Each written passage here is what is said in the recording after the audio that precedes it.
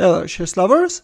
In 1859, Paul Morphy gave a blindfold exhibition at the Academy of Music in Philadelphia for the benefit of the Mount Vernon Fund. In this blindfold exhibition, which lasted 3.5 hours, Morphy was playing against 4 opponents and he won all the games.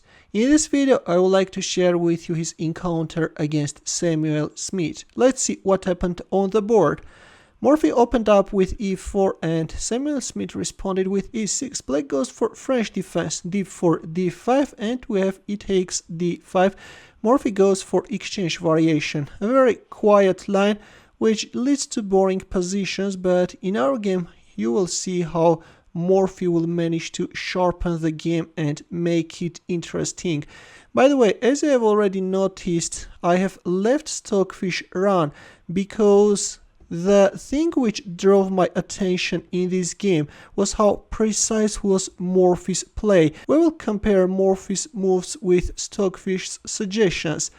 Here Morphy played knight e5. Instantly his knight is occupying a central square, after which we have f4.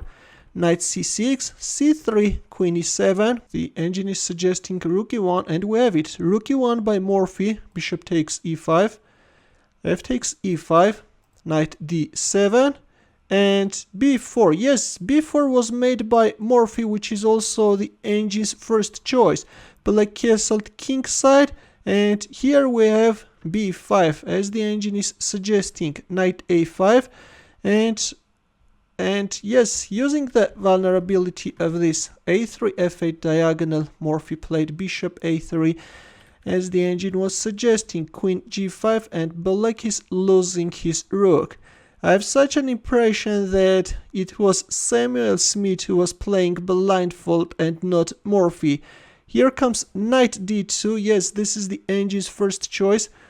Bishop g4 and knight f3 as the engine is suggesting, right? Queen e7.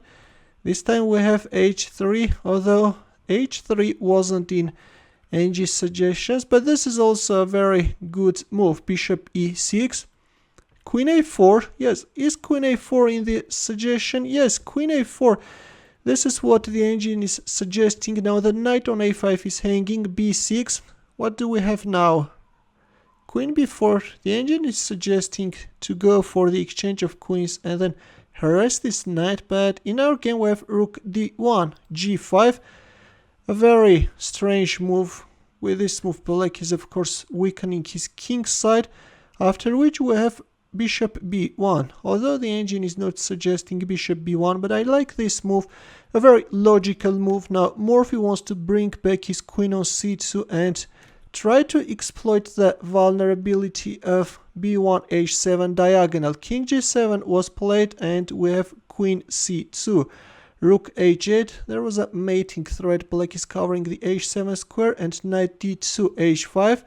Knight f1, now Morphy will bring his knight on a more active square. Knight e3, rook h6 and knight f5 check. Was knight f5 in the suggestion? No. Knight f5 check is played. Bishop takes f5, queen takes f5. Knight f8 and rook f1. Yes, we have rook f1 as a first choice.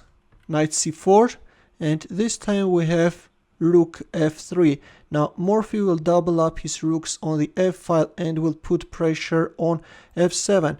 Queen g4 is suggested. Yes, queen g4. This is astounding, guys, how Morphy is making the most precise moves. Queen e8, meanwhile black is making waiting moves, and rook f1. Now if I move like knight d2, then white can simply go for rook takes f7. Here black captured on b5, and we have rook takes f7 check, king h8. And now you can pause the video and try to find the mating line for white. Actually there is a mate in 4. Ready? As the engine is suggesting, Morphy went for queen takes e6. Look at this, he's removing the knight which was covering the f8 square. Black accepted the knight sacrifice and we have rook f8 check, king g7. Here comes the second rook, and after king h6 we have a brutal checkmate on the board.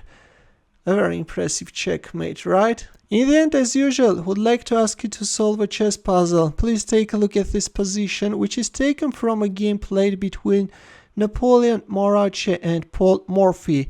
It's black to move and win the game. I will wait for your answer in the comment section. When it comes to our main game, I hope that you enjoyed it greatly, and I will see you in my next video. Take care.